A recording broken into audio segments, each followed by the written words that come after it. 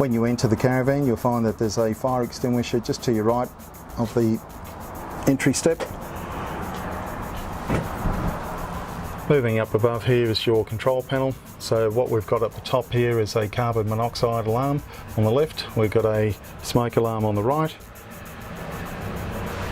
This particular digital gauge here will give us readings for the onboard tanks. Now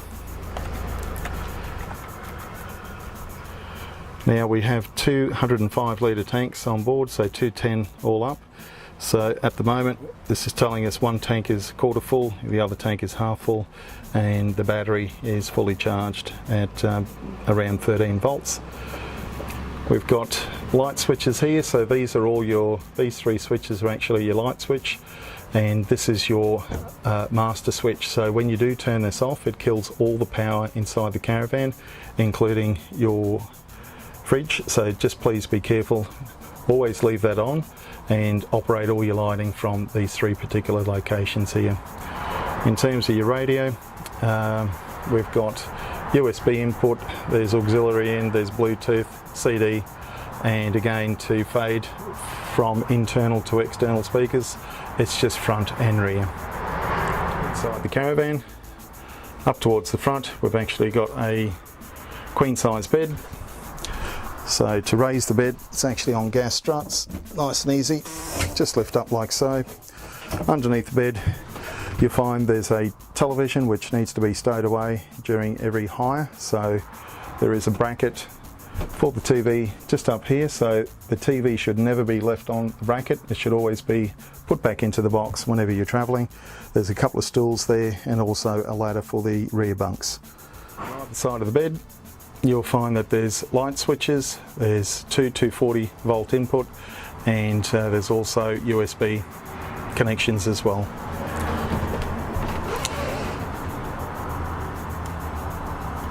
In this van we've got two roof hatches which are surrounded by LED lights.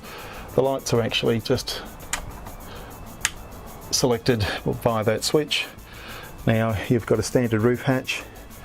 Also you have a block out blind facility, you've got a fly screen, and of course that's magnetised so you can slide it in whatever desired position. With the window latches there's actually two positions. There's an outside latch position and an inside latch position. Now when travelling, the latch should always be on the outside edge. What that does is actually provides a complete seal, and if you're wanting ventilation when you're stationary, you can actually put the latch in the inside position. That will provide security but also provision approximately about a ½ inch gap. From here you have a block out blind, simply lift that all the way up. That will actually interlock into the top section of the blind, which is the fly screen, and from there you can actually just partition half or whatever's desired. Here we have the TV bracket. Now there is a digital decoder. Now that is the switch to turn the decoder on. The LED switch must always be active. If you don't have an LED light, the receiver won't work and you won't actually be able to tune your TV.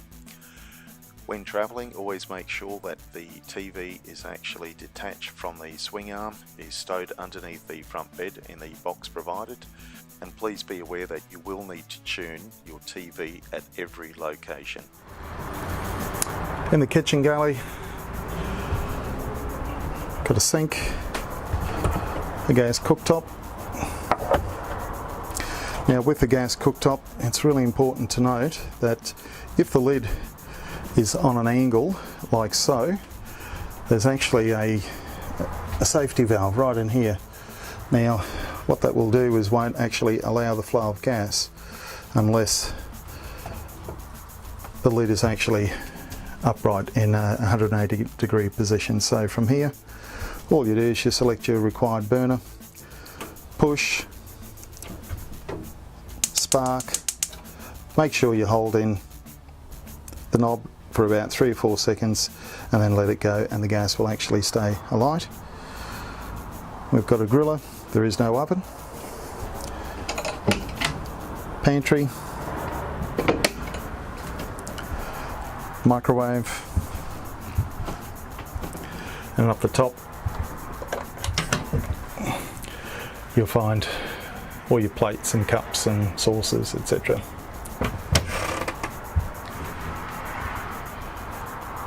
Over in the lounge area here, on the opposite side, we've got lots of storage up the top here as well. In this particular cupboard here, we've got a set of manuals. There's an AC adapter for the TV as well, and then there's a TV base. The rest is all open storage.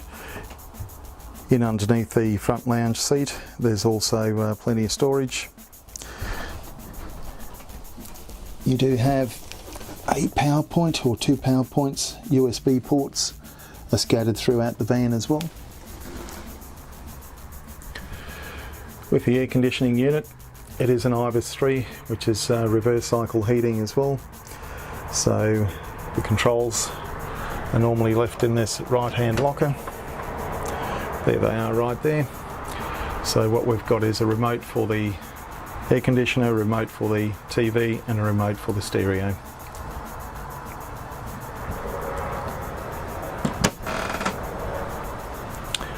With the fridge,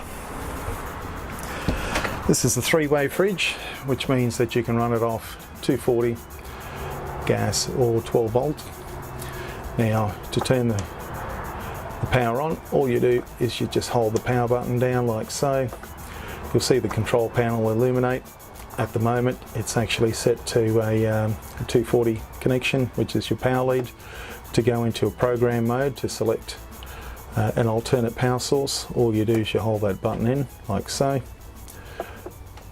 That selector will start to flash, right arrow, then you've got the 12 volt battery. Now with 12 volt, that will only run if you are connected to a motor vehicle and there's power from the motor vehicle back through to the caravan. So just to re-enter into program mode, hold that down, scroll. There's your gas flame, so when you're actually looking at free camping or running the fridge off gas, you just select that. Now to make that selection, you'd hit that grey button again, then you'll see the thermostat start to flash. So this is how cold you want the fridge. Once you select your desired thermostat control, hit the grey button again, and then you're set. So let's just put it back into 240 power. We're going to go, oh, by the way, A is automatic, so what that does is the system will actually self-source the best power source. Our recommendation is always make your own selection. Okay. Now, as you can see, that automatically went out of program mode and defaulted back to the last setting, which was gas. So hold that button in, scroll to power, select, and then that's it. Now you do have a fan switch here, so we tend to leave the fan switch off. You can turn it on in extreme, temperatures, especially humidity up north, etc.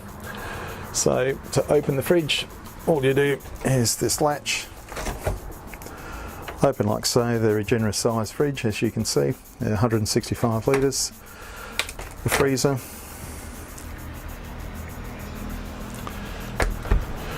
And you've got additional storage up the top here as well. Towards the back of the van is where the double bunks are located. There's actually a sliding door right here that allows you to separate the front to the rear of the van. There is a latch just down the bottom here, so you can actually just undo the latch and close this sliding door. There's also another sliding door here which separates the ensuite to the rest of the van as well. Keeping in mind there's also another latch just down the bottom here. Now the power supply unit to this van is actually located under the rear bunk. So if we just come back down here, we'll just open that up. Here you will find a circuit breaker switch for the air conditioning unit. Directly underneath that is a power source selector for the hot water service.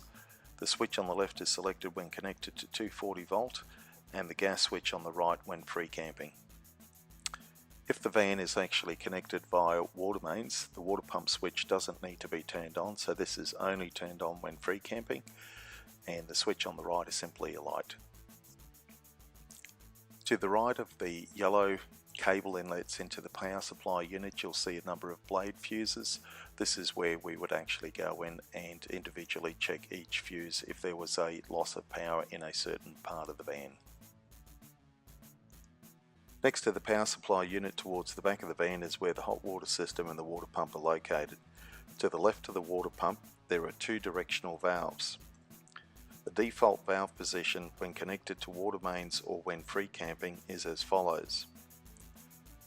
To fill the onboard 210 litre water tank, simply turn the valve to the right, connect an external water hose and wait till the tanks are full. Then turn the valve back into its original default position. To use tank water, simply turn the water pump on and water will flow through the van. If connected to water mains, however, the water pump isn't required, so please ensure this is turned off. Located at the rear of the van, in the bottom cupboards, is a 2.5 kilo washing machine and an upright indoor table. At the rear of the van is a full ensuite, separate shower, separate vanity and separate toilet. To turn the shower light on or off, simply tap the light. To use the toilet, the blade is open before use. Flush by pushing the button on top. After use, the blade is then closed. If you see an illuminated LED light next to the flush button, this is a warning light that it's time to empty your toilet cartridge. To drop the spare tyre from underneath the body of the caravan, please go into the ensuite area. On the floor of the ensuite you'll find a black cap. Lift the black cap. There you'll find a pin, release the pin and that will automatically drop the spare tyre underneath the caravan. If you require any assistance whilst away, please don't hesitate calling us on 1300 680 035. Wishing you safe travels.